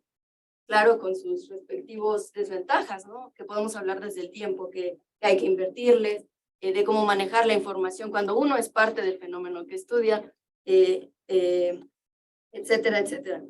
Entonces, creemos que no deberíamos entender la construcción del estado del arte como algo al margen de los referentes empíricos, porque el sentarnos en el escritorio y solo leer 500 textos, 200, según nuestros temas, la literatura que nos dé, nos despega de esa unidad de análisis, de ese problema social que con nosotros transformamos en un problema sociológico, ¿no? Entonces, es importante, creemos nosotros, siempre ir al campo, sin que esto implique una inmersión compleja y profunda, ¿no? O sea, podemos asomarnos, podemos aproximarnos, incluso como algo exploratorio, que nos ayude a redireccionar esta construcción del estado del arte. Y entonces, bueno, ¿qué pasa cuando sí hacemos el estado del arte y el marco teórico y nunca nos asomamos al campo? Pues llegamos al campo bien seguros de que ya tenemos los referentes teóricos, los conceptos máximos y toda la información que creemos que va a poder movilizarse ahí, y resulta que la realidad y la fuerza de lo empírico nos revuelcan, nos puede dar la vuelta. Por eso es que nosotros invitamos a que existan estos asomos, a que no dejemos aislados ninguna parte del proceso de investigación, ¿no? Y bueno, estas reflexiones las hacemos porque creemos que ni el marco teórico ni el estado del arte son procesos aislados, porque aunque parece, el estado del arte en sí es una investigación de la investigación, así es como comúnmente la define. Parece que tiene autonomía sobre todas las partes de nuestra investigación, y aunque la tuviera, no creemos que sea productivo aislarla, lo mismo que con el marco teórico. Igual podemos pensar que el marco teórico, como son un conjunto de enfoques, modelos, conceptos, parece que funcionan por sí mismos, ¿no? Y los pensamos como si fuera una abstracción desprovista de contenido empírico, o como si al investigador solo le tocara hacer inteligible la realidad que ahí está a través del aparato. Entonces, lo que proponemos es lo contrario, ¿no? Hay que vincularlos. Y para eso, bueno, esto es cómo entendemos también el marco teórico, que hay que pensarlo un poco más como una brújula analítica para direccionar nuestras reflexiones, preguntas de investigación, objetivos, etc. Y siempre reconocemos tanto el marco teórico como el Estado son producto de un contexto, de un momento histórico, de una discusión coyuntural. Y nos toca a nosotros, además de contextualizar toda esta información, reconocer en qué contexto estamos produciendo también este conocimiento. Entonces, bueno, así se ve cuando no hay ningún asomo entre el estado del arte y el marco teórico al construirlo desde el escritorio sin aproximarse ni una sola vez al campo. Después nos enfrentamos que el campo nos rebasa. Y que si vamos a hablar de la politización e incursión de feligreses evangélicos al campo político costarricense, pero no sabemos qué tanto están influyendo en ese campo político, pues puede ser muy atrevida nuestra hipótesis. Ya acercándonos al campo, pues podemos, son puntos de inflexión, nos da perspectiva, nos permite regresar a esas preguntas de investigación, nos permite reformularlas si es necesario, o a cualquier otro momento de la investigación que hay que devolvernos. Y entonces, ¿qué hacemos? Otra vez como el equipo que nos precedió. ¿Qué nos toca hacer? Y nosotros, bueno, como han visto, hemos sostenido una propuesta metafórica de una espiral. Aquí vemos, por ejemplo, yo seguro de seguir el proceso de investigación de la tradición positivista, porque estamos de nuevo envueltos en esos pensamientos dicotómicos, de que los procedimientos deben ser de una forma, en este caso muy lineal, muy secuencial, Y yo, por otro lado, revisando cómo no se logra articular el aparato teórico con la evidencia empírica, ¿no? A estos problemas nos enfrentamos cuando no reflexionamos en torno a ese pensamiento dicotómico, cuando no, es decir, el reflexionar en ellos no solo queda en la pura reflexión, sino trata de desmontarlos, de ir más allá de estos pensamientos dicotómicos.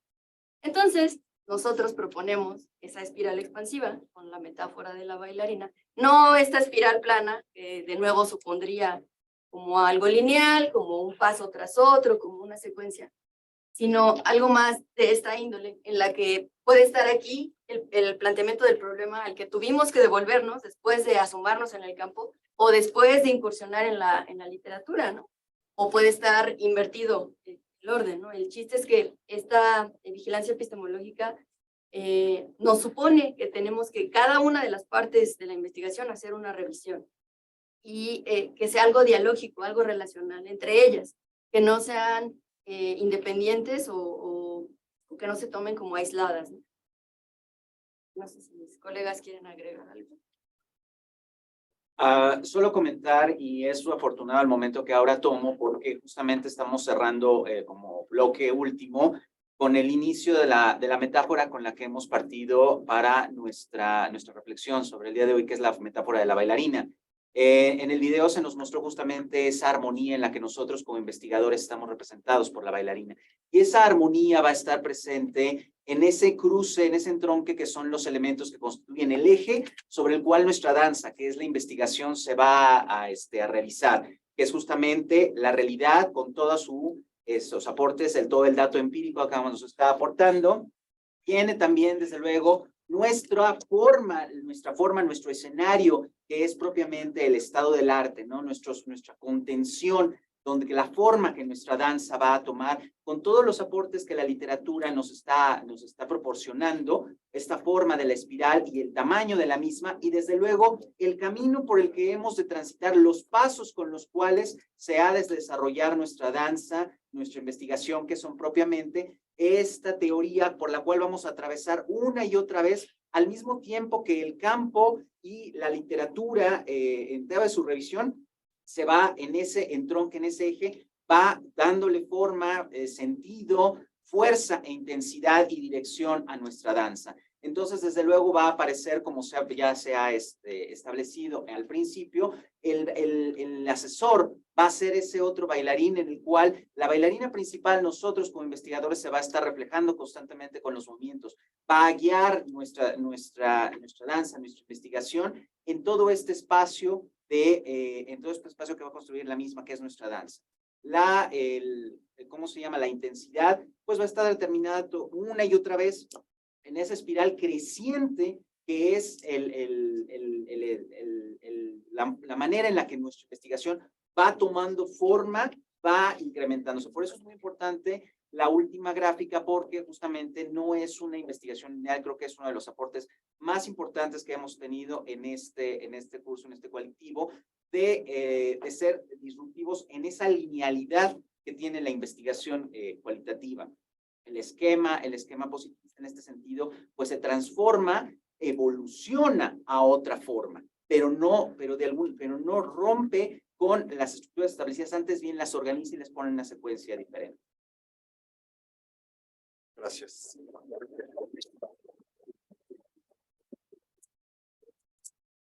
Queda abierto también todavía el espacio para Yael, Ricardo y... Nada más quiero decir una cosa. Está muy interesante sus reflexiones, súper creativos.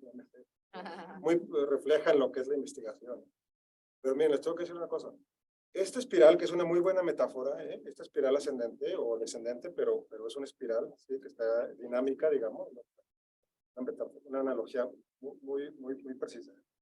Pero por ese proceso pasan también los investigadores positivistas. En lo que ustedes están equivocados es en asumir que el positivismo asume que hay que seguir una serie de pasos lineales que te llevan a una conclusión. No. El investigador más hiperpositivista, economista, que aplica el modelo de regresión de una fórmula de 3 renglones, pasa por ese mismo proceso. Esa misma espiral no es única ni es un descubrimiento de los métodos cualitativos ni de las visiones interpretativistas. Es parte de nuestra formación de conocimiento que tenemos como seres humanos. con visiones positivistas o interpretativistas, no importa.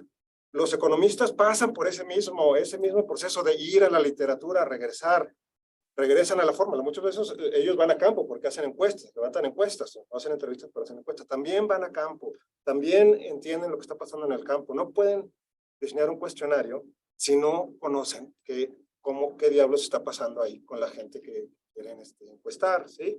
Nada más quería decir eso. Ahí yo no estaría muy de acuerdo en lo que ustedes están planteando, ¿eh? El proceso iterativo es una característica de cualquier investigación que pretende arrojar resultados valiosos, significativos y que aporten algo al conocimiento y aporten algo a la sociedad. Que no se puede ver lo que nunca se ha visto, ¿cierto? No se puede ver lo que nunca se ha visto. Cuando los españoles llegaron a estas tierras, mandaban sus informes a la corona española, dibujaban puros castillos. Cuando les decían, ¿cómo es Tenochtitlan? Dibujaban castillos en función de sus referentes culturales. Más que nosotros apostar a una división de lo cuantitativo, lo cualitativo, lo objetivo, lo subjetivo, como lo dije en la metáfora de la bailarina no solamente tiene que contar pasos, ritmos, tiene que contar a sus propios compañeros, es decir, la métrica es parte de esa tensión que ella encuentra, en donde encuentra el eje para poder ir girando. Eso es, de fondo, eso es lo que leí.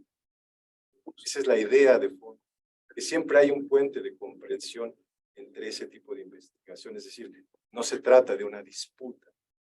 ¿Se trata de qué, Carlos? De una disputa entre ver quién tiene la razón y decir, ellos no pasan por esto, nosotros sí pasamos por esto. Yo creo que se trata de entender lo que no se ha visto, ¿no? Y yo creo que parte de lo que no se ha visto, más que venir de las discusiones de la escuela positivista o no, viene de la lógica institucional sobre la cual aprendemos nosotros a hacer investigación, más que venir de otras cosas. Pero bueno, deseo la palabra a Yael y luego... Pues un poco en la línea de Ricardo, la verdad, pero quizás es la manera en que lo presentaron, no es lo que querían decir, pero pareciera que asumen, y lo digo también para continuar con la conversación, que asumen mucha más rigidez de la que realmente hay, pero quizás es la forma en que lo presentaron, o sea, que presentaron que lo cuanti y lo cual y como van separados, tendrían que estar separados, no son ni mutuamente excluyentes, ni el hecho que se lleve una secuencia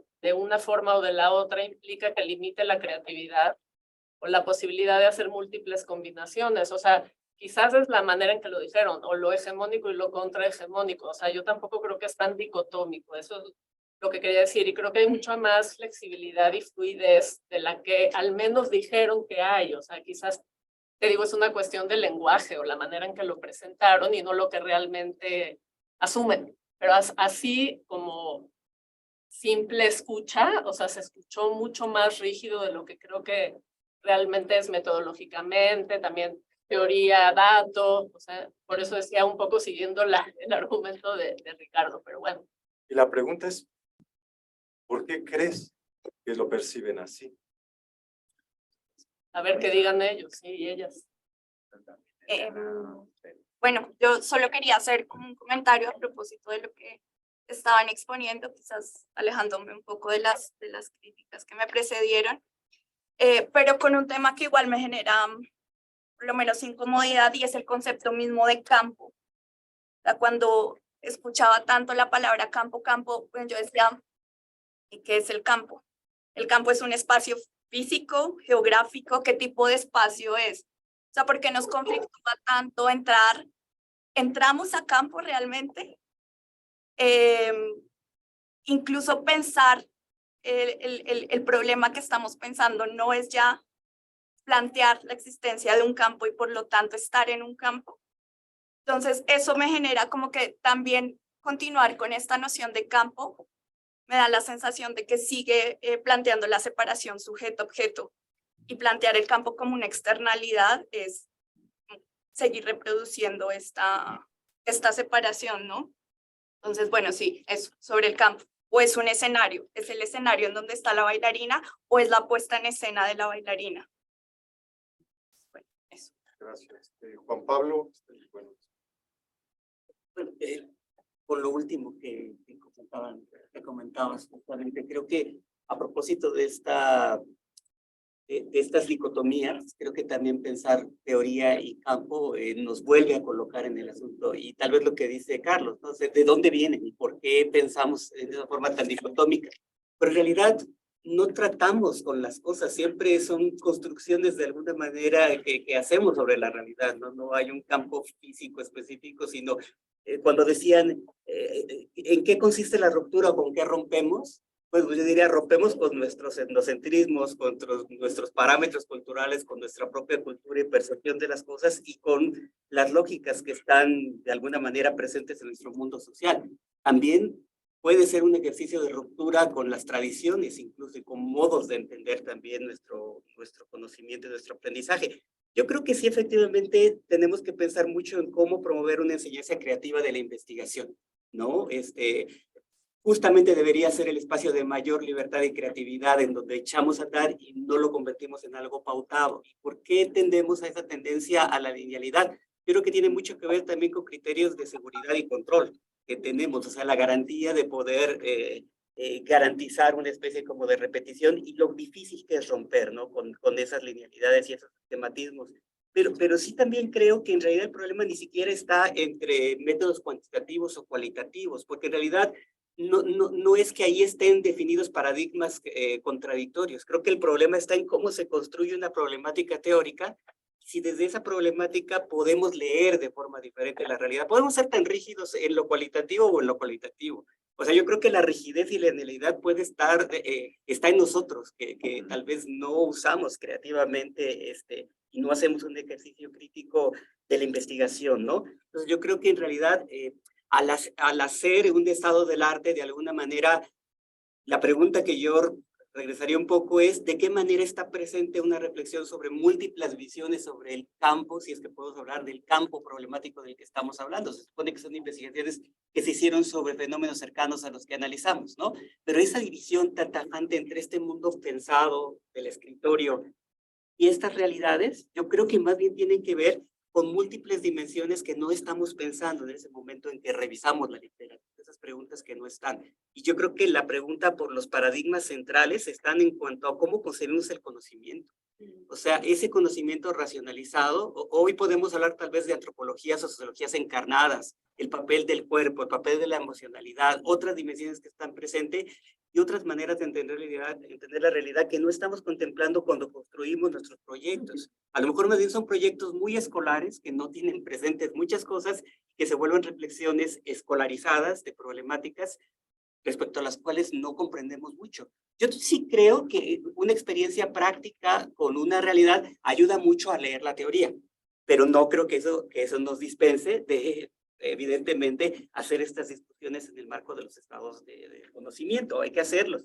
Pero yo creo que efectivamente el olvido de que tenemos una relación práctica con el mundo y no solo racional es ya un punto de partida. Y perder múltiples dimensiones de ese conocimiento y no pensar en la implicación ética, en la horizontalidad y luego en lo que implica la investigación, creo que es lo que puede cambiar un proyecto y volverlo más creativo. Y ahí, pues yo diría, la posibilidad de la vigilancia permanente sería lo que nos permitiría no aplicar esquematismos y linealidades al modo de operar en la investigación, porque podemos irnos a cualquier metodología y yo creo que si pensamos linealmente acabaremos haciendo cosas rígidas, cuadradas e incapaces de expresar, pues ya con eso termino, la multivocalidad de la realidad. Yo creo que si no la incorporamos, son proyectos pobres que no reconocen como esa complejidad del mundo, y ahí entra lo del diálogo de saberes y el hecho de la teoría no es un marco predeterminado, deductivo, del cual ya tenemos que sacar eso. Se supondría que el marco teórico en realidad, si es que se construye como tal en un sentido estricto, pues no termina en un momento. Es la permanente reflexión sobre nuestros presupuestos, cuestionándonos tanto cuando leemos literatura sobre una investigación como cuando hacemos diferentes tipos de aproximación con actores, ¿no? Entonces yo diría, la linealidad está más bien en nosotros y en nuestros modos de aprender. Tal vez el problema está en el modo en que hemos construido estos conocimientos. Perdón, doctor, pero ¿no habría también un problema en enseñar las metodologías separadas? Bueno, en el aprendizaje y en la... Sí, digo, los incluye, los currículos, los modos de construir esto, claro, el modo en que enseñamos y aprendamos. Yo creo que ahí hay mucho que podemos trabajar. Está Hay manos también en el levantadas. uso de la palabra, me la pidió Roger, después Stephanie. No, no, Si quisiera, tal vez, si mejor a quienes están en Zoom, si nos escuchas, David, después Techi, después Abel, adelante. No, está bien. Está bien, Elena. Luego Techi, luego David, luego Ben. Y hay uno en el chat también. Adelante, David. Sí, muy bien, gracias. Bueno, primero felicitar al equipo por el ejercicio que nos comparten, que presentan. Me parece muy importante este espacio de diálogo. Felicito la preparación, el entusiasmo, interés. No importa que se equivoquen, yo siempre animo a mis alumnos que pierdan el miedo a equivocarse, porque también así se aprende. Yo solo advertiría que prevalece en el programa del doctorado la separación de los cursos de métodos cuantitativos y métodos cualitativos, cuando podría ser bastante enriquecedor el establecer uno o quizás 2 semestres de métodos de investigación. La segunda cosa es por lo menos que conozcan que hay otras maneras de hacer investigación en ciencias sociales que tiene que ver con una perspectiva decolonial y sobre todo desde abajo y a la izquierda, y hay un proyecto de publicar aproximadamente 40 tomos con muestras de investigaciones hechas desde abajo. Están publicadas los 3 primeros tomos. Es un trabajo que coordina Xochitl Leiva, antropóloga del CIESAS de San Cristóbal de las Casas. Y la otra, yo digo que tampoco se desesperen por hacer trabajo de campo, como si su primer día de clases fuera lecciones básicas de seguridad y protección para empezar el trabajo de campo. No es posible un trabajo de campo sin dotarse de las herramientas fundamentalmente teóricas. Yo refuerzo en lo fundamental la parte teórica, en buena medida para evitar los errores que se suelen cometer al hacer ciencias sociales.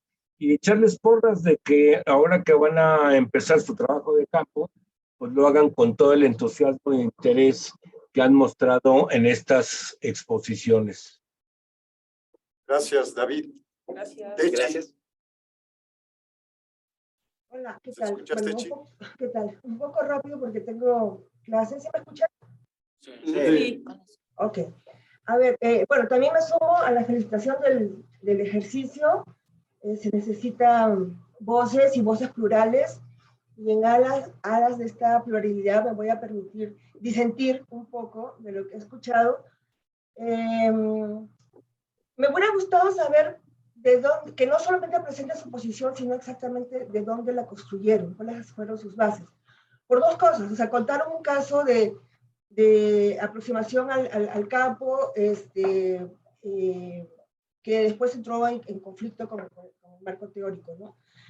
Pero ahí está Alex Weber, y Alex no me va a dejar mentir que su tesis de maestría, siendo tan poco el tiempo que tenía, empezó con un trabajo de campo. Y de hecho la estructura de su tesis empieza con una narrativa y termina con el marco teórico su tesis, ¿no? Entonces, pues quizás se pudo haber matizado las experiencias que tienen, y tampoco no sé muy bien las referencias que usaron, porque bueno, para eso es bueno a veces los estados del arte, ¿no? Porque linealidad y metodología cualitativa no están de la mano, pero para nada. O sea, yo no sé de dónde salió esa idea, ¿no? La metodología cualitativa justamente se define como un proceso iterativo, y entonces en realidad, pues esta espiral en realidad no es un planteamiento original, porque está en todos los manuales de metodología, en toda la literatura sobre metodología cualitativa, ¿no? Entonces, ustedes empezaron con una metáfora. A mí la metáfora que se me viene después de escuchar esto es la de una orquesta bien ensayada y bien dirigida, ¿no? Entonces creo que yo los invitaría a revisar todos estos comentarios que han venido recibiendo, ¿no? Y pensar seriamente en cómo hacer investigación, ¿no? Más que posiciones quizás a veces hasta autocomplacientes, ¿no? O sea, pensar qué es lo que quiero para una investigación, qué es el conocimiento para mí, cuál es el valor del conocimiento, ¿no? ¿Dónde está realmente mi preocupación por el otro? ¿Qué es lo que mueve a la investigación cualitativa, ¿no? Entonces, bueno, yo lo dejaría hasta aquí. Muchas gracias. Gracias, Techi. Gracias. ¿Quién más que no veo aquí en el Zoom? Abel, creo que Abel. Y luego Elena. Abel y luego Elena, por favor. Hola, ¿qué tal? Buena tarde a todos. Pues también me uno a las felicitaciones. Es un tema coyuntural desde mi punto de vista, una reflexión muy útil para los que en este momento estamos haciendo pues las producciones, ¿no? Y las exploraciones y los trabajos de campo y todo lo que la academia en este caso está requiriendo. Hay algo que me llama mucho la atención y lo conecto con una lectura que estoy viendo con Emiliano Sola en la clase de Antropología Social, en Epistemología de la Antropología. Una de las lecturas que vimos es a Paul Feyerabend, ¿no? Que es un historiador de la ciencia, y precisamente lo que encuentra ahí, un poco en coincidencia con lo que planteaba, me parece que Juan Pablo, es que precisamente a través del análisis de varios experimentos, uno de ellos parece que es como el más inspirador, es los de Galileo, es que precisamente no hay linealidad, no hay como tal un criterio de racionalidad científica, ¿no? En muchos postulados, en muchos experimentos y muchas investigaciones que terminaron siendo trascendentales, ¿no? Para la ciencia occidental. En ese escenario lo que descubre es que hay un montón de improvisación, hay muchas intuiciones, y a final de cuentas son intuiciones que me parece que esta es la parte que me gustaría agregar, intuiciones y sobre todo metodologías que no son lineales, que no se apegan a la racionalidad científica y que de alguna forma transgreden las instituciones, ¿no? El marco institucional en el cual se hacen las investigaciones es fundamental, considerando dos temas. O sea, el primero es el de los tiempos, y nosotros lo vivimos con el tema de CONACYT, y el tema es el de los recursos, ¿no? Muchas veces estos protocolos, porque así se denomina de las instituciones, los protocolos de investigación, están de alguna forma enfocados a una producción rápida, y entonces en ese escenario pues lo recomendable es precisamente construir el estado del arte y luego lanzarse al campo, ¿no? Porque al final de cuentas el tiempo no te da mucho, y en ese escenario la institucionalidad está determinando también en qué medida puedes innovar el protocolo, ¿no?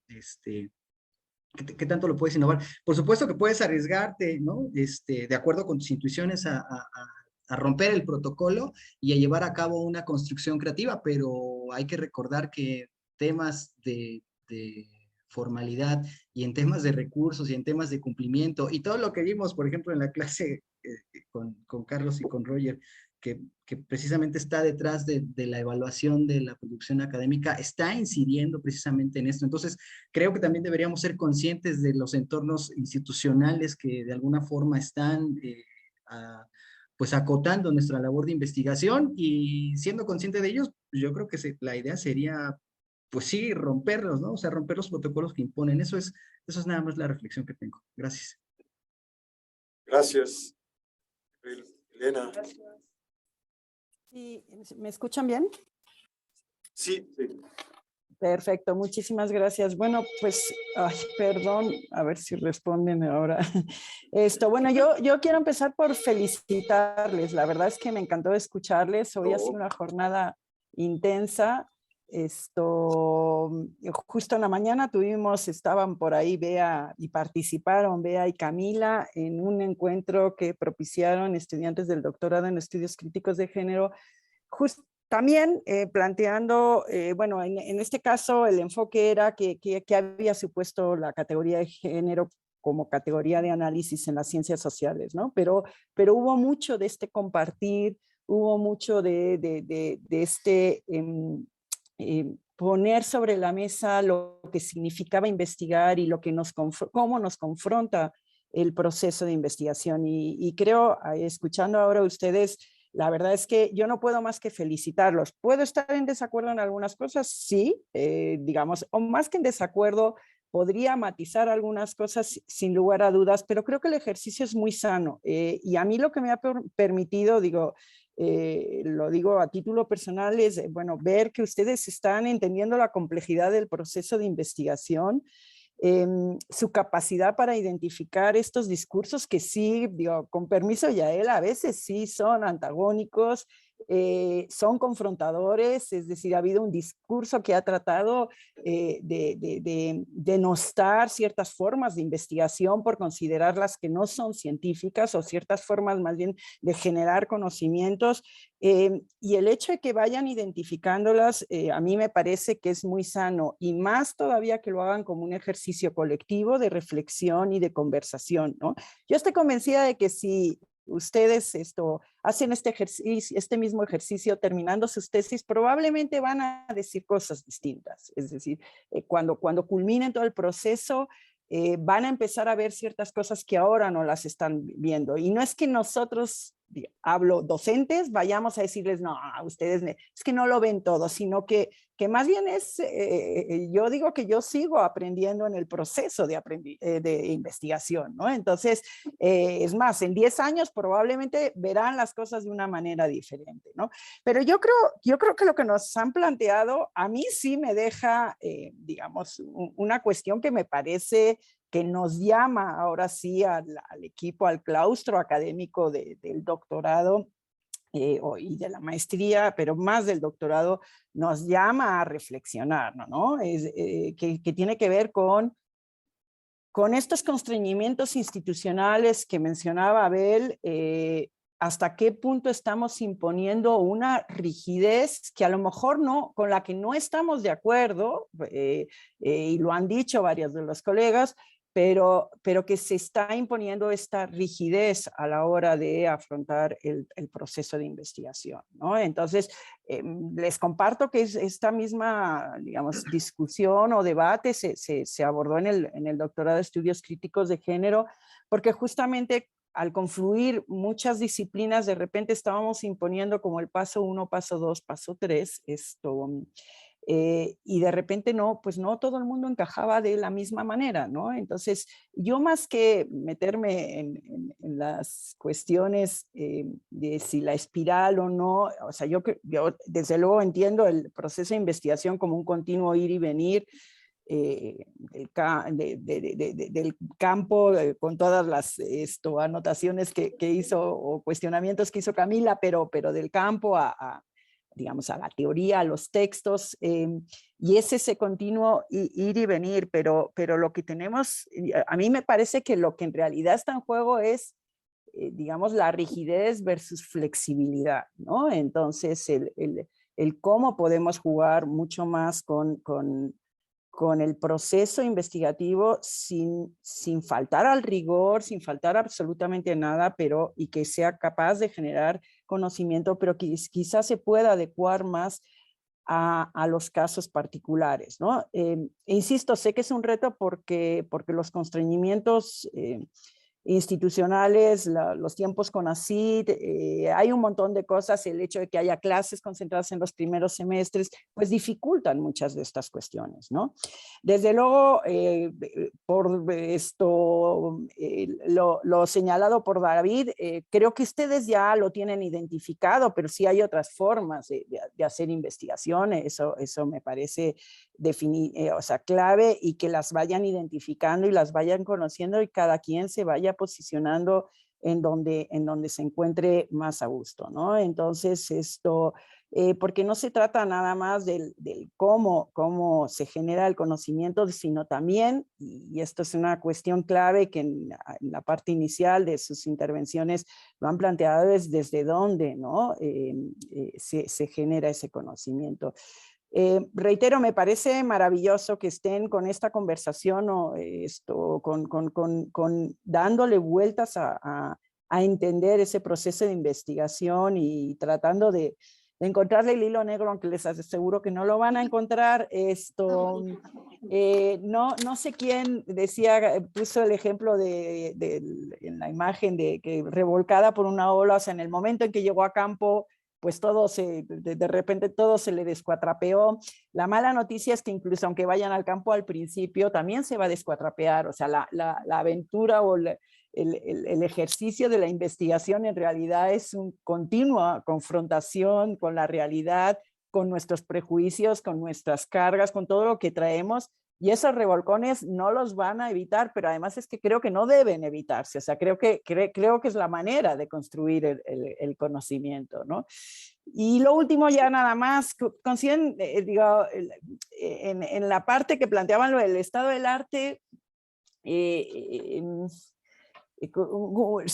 ahí sí sentí como una suerte de, digamos, no animadversión, pero como esto del estado del arte es que no nos impide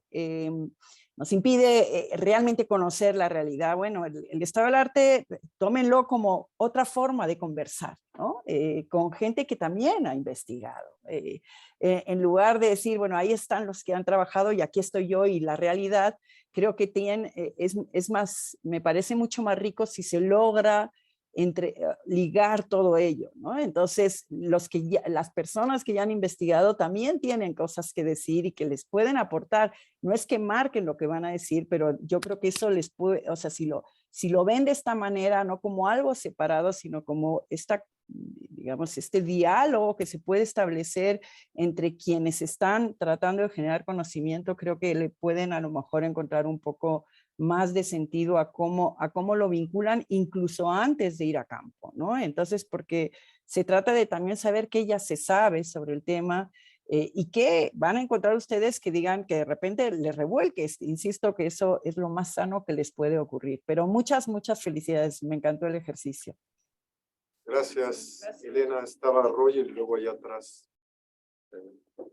Sí, un par de reflexiones. Uno es, bueno, tomando lo que estaban diciendo los últimos grupos de lo no hegemónico, luego cuestionando estas cuestiones, las categorías de campo y lo que tiene que ver con lo que estaba diciendo Juan Pablo también.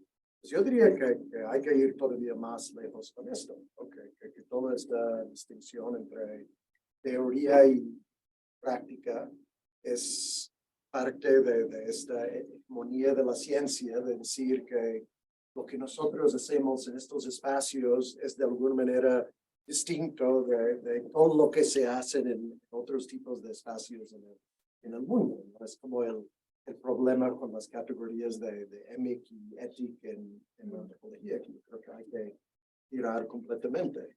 Entonces, yo creo que si tomamos más una visión así, que implica justo poner en diálogo conocimientos en vez de hablar de esto de teoría y práctica, y bueno, junto con esto, hasta tirar las categorías de campo y aula y cosas así, que realmente son parte de esta relación jerárquica, realmente. Aunque bueno, siempre en esto van a encontrar resistencia, ¿no? Porque uno va a presentar la tesis o publicar, pues, justo por esto decimos que es hegemónico, ¿no? Entonces es una lucha y no son cosas que van a caer rápidamente. Incluso con esto, yo creo que es un poco como estaba diciendo Elena, ver a la revisión de la literatura como una manera de relacionar socialmente con personas que están físicamente y en el tiempo distantes. Okay? Yo sé que no es la manera en que muchas veces usamos la bibliografía, termina siendo más un marco teórico, otro como concepto que no me gusta nada, pero sí lo podríamos ver también como algo, una versión de lo social. Y otra reflexión, escuchándoles, porque siento que hay como un diálogo aquí interesante entre la libertad y esta cuestión de rigidez, pero también veo en ustedes, no solo ustedes, pero muchas generaciones de estudiantes de posgrado de ciencias sociales, incluyendo la mía, cierta angustia. Y yo creo que nos gusta celebrar la libertad, pero yo creo que la libertad es angustiante. Yo creo que si pensamos en un posgrado en química o algo así, ¿no? En que todos trabajan de una forma muy pegada al proyecto del profesor y casi no hay nada de libertad. Yo no creo que tendrían estas conversaciones, no, y además no creo que tienen la angustia de la misma manera. Entonces, solo para pensar que esto de la libertad tiene su otro lado siempre, ¿no? que tiene que ver con la angustia. Y yo creo que también implica que llegamos a ser como científicos sociales maduros mucho después de lo que tardan en las ciencias duras. Gracias, Roger. ¿Y atrás?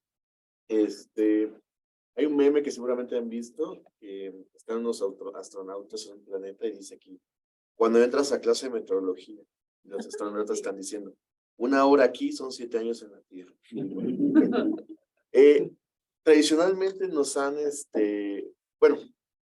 hablo, por ejemplo, de nivel preparatoria, ¿no? Cuando empiezas a tener tus primeras clases de metodología, se vuelve la clase tediosa porque no hay una forma de enseñar metodología, ¿no? En realidad, tú lo vas aprendiendo en el campo, porque aún las clases que tienes en la licenciatura, sobre todo si estudias ciencias sociales, hablas de estas ramas, te muestran un camino, pero a veces no es el camino que se acomoda a tu investigación, ¿no? Entonces, mucho de esto es también un experimento de prueba y de error.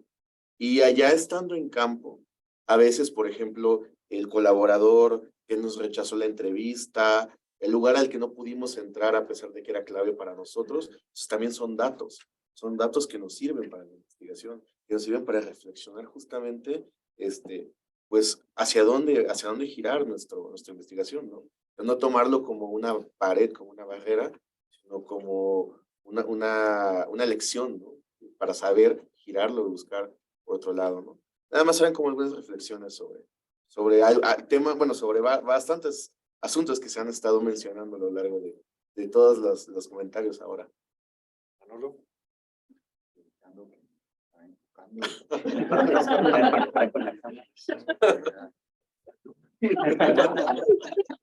Hasta Guatemala.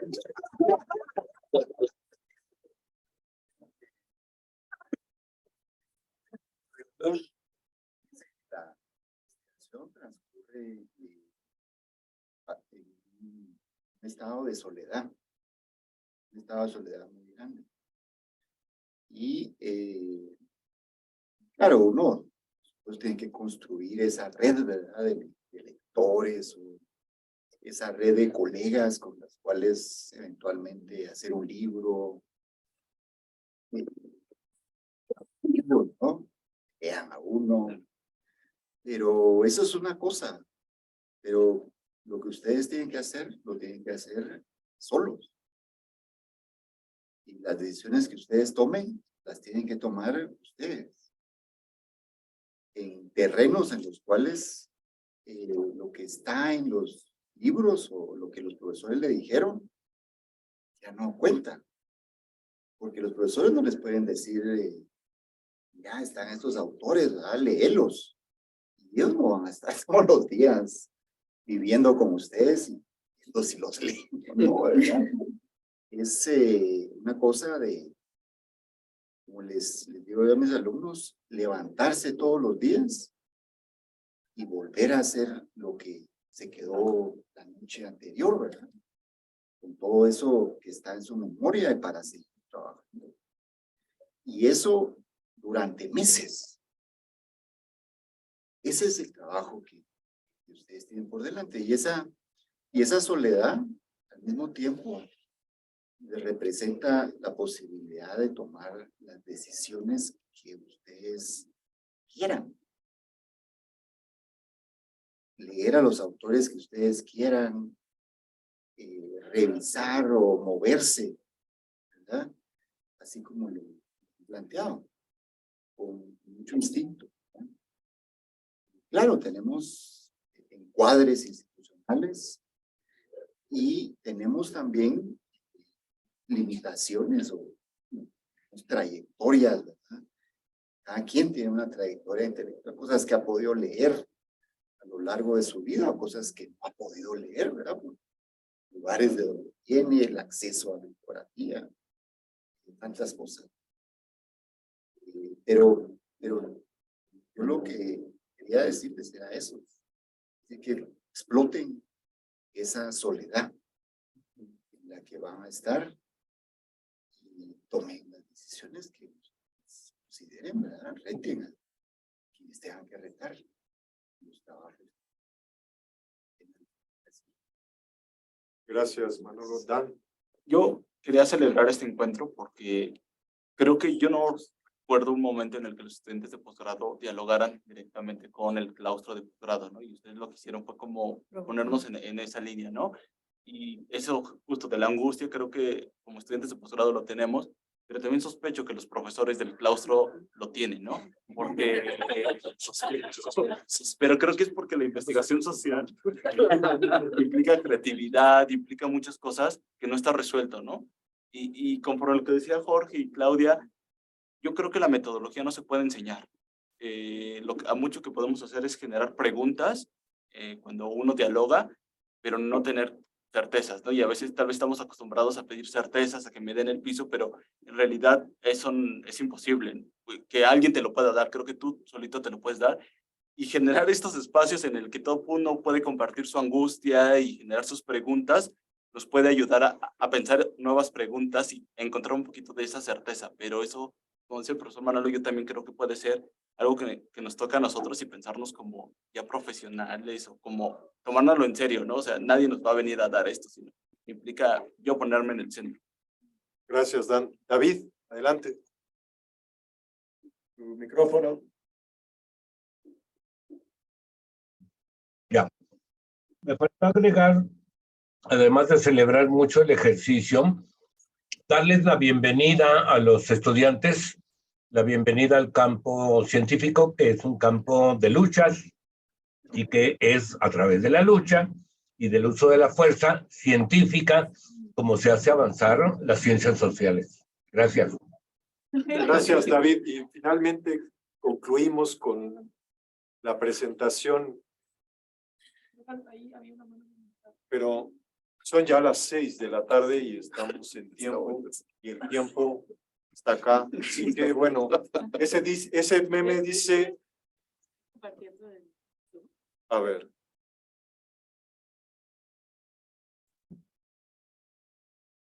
No lo vemos ahora ya. Ahora, y dice si lo podemos poner en tenso.